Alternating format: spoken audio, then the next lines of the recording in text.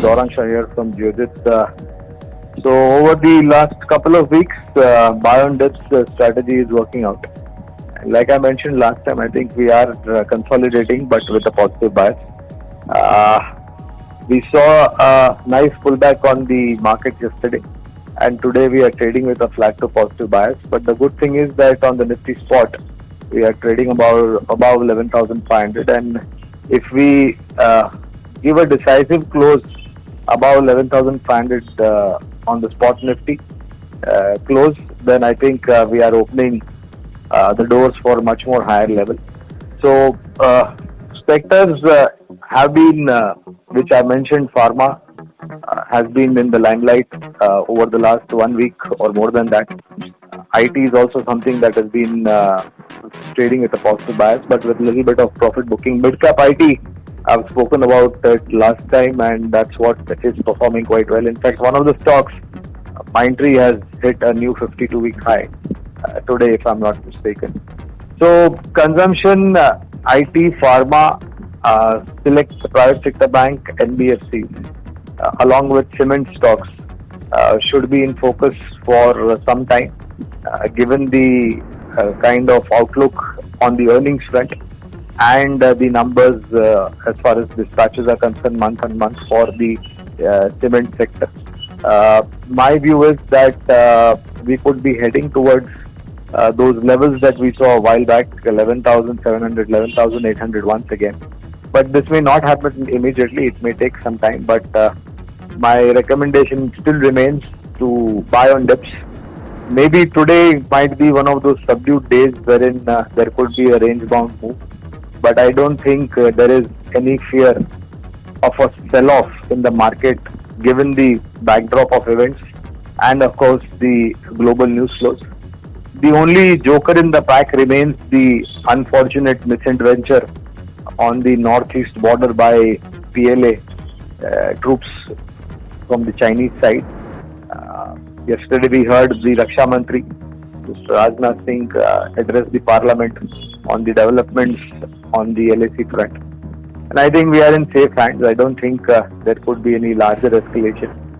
Though there are build-up from both the sides to protect the respective borders. So that could be one of the news flows which may have some kind of an overhang on the market. But on the rupee dollar front, again, we are relatively on the stronger side with 73.25 and 73.75, 74 being the range on the rupee dollar front. On this also, my sense is that we should have a stronger rupee vis-a-vis the dollar. And on the crude oil, we've heard one more natural disaster headed towards the US coast. Again, like I mentioned last time, if there is no meaningful significant damage on the facilities, then I don't think you are going to see any large move on the crude oil front, both on the NYMEX and Brent. It should be trading in the range as well. One more sector that I spoke about on the channels are the paint sector, Asian Paints, Berger Paints and Kansai Nerolac. I think this is something that you should be looking at, and given the fact that you have lower crude oil prices and along with that you have certain activities picking up on the construction side, etc., especially with the kind of regulation and initiatives that the government has taken to reinforce the real estate sector specifically, you are going to see, and you have the festive season also coming slowly. So not like earlier years, but relatively a better offtake should be there in terms of demand, and all these three companies should be beneficiary of lower crude oil prices because large part of their input cost is on the oil front as an input cost. So keep your eyes on these three names: Asian Paints, Berger Paints and Kansai Nerolac. Autos remains to be in focus with some amount of positivity. So on the selection side, on the fundamental side, we like M&M and Escorts. Two-wheelers, positive on Hero MotoCorp and Bajaj Auto. Commercial vehicle, we heard Ashok Leyland launch a new light commercial vehicle We've seen traction on that stock also from 50 levels. The stock is steadily moving to 75 plus. And of course, you have the government policy on the scrappage policy coming through, possibly earlier rather than later. Then this stock should also be performing. And of course, the largest passenger vehicle manufacturing company in India, Maruti. So all these will be the picks from the autos pack. But be very selective. The changes done by the SEBI as far as the mutual fund regulation is concerned, we saw a knee-jerk reaction. I think we should just give it a little bit of time in clearly understanding what impact will it have.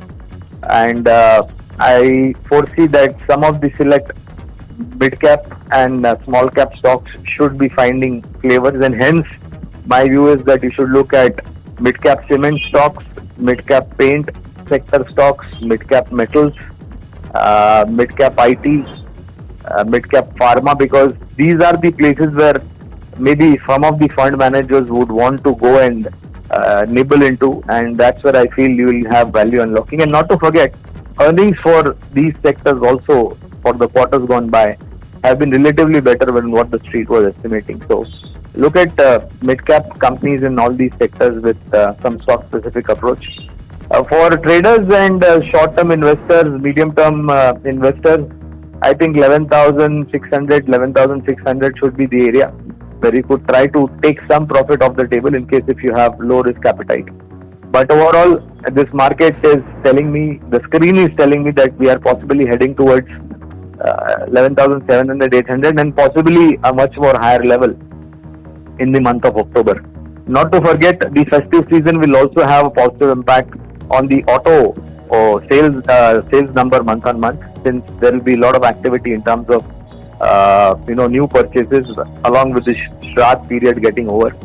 So that should be the sector that you should be looking at with positive bias. Overall, my sense is that 11,350, 11,400 should be the floor on the lower side. I'm talking about Nifty spot. And for those who have a high risk appetite, on fallback of what I just mentioned a while back on the changes and regulation and policy changes for the real estate sector. Mind you, this is a high beta sector for only those who have high risk appetite. Shobha Limited, Godrej Properties, Mahindra Lifespace and Oberoi Realty. These are the four stocks in the real estate pack that you should look at with the kind of changes that we are seeing in the regulation. So I remain positive on the market. Maybe you might see some hurdle at 11,600, 650. Hence, I mentioned that you should possibly take some money off the table once we go over there on the Nifty spot. But buy on dips remains to be the strategy even now. And there could be some positivity in terms of the innovation for the research on the vaccine for COVID-19 if things go well. I don't expect it to come sooner, but at least the developments on the positive side should add the sentiments in the market locally as well as globally. So trade with positive bias, and as I mentioned, watch out for the sectors and stock specific approach, and on the levels both on the higher side and the lower side as far as Nifty spot is concerned. Thank you again, and I will speak to you again soon next week. Bye bye.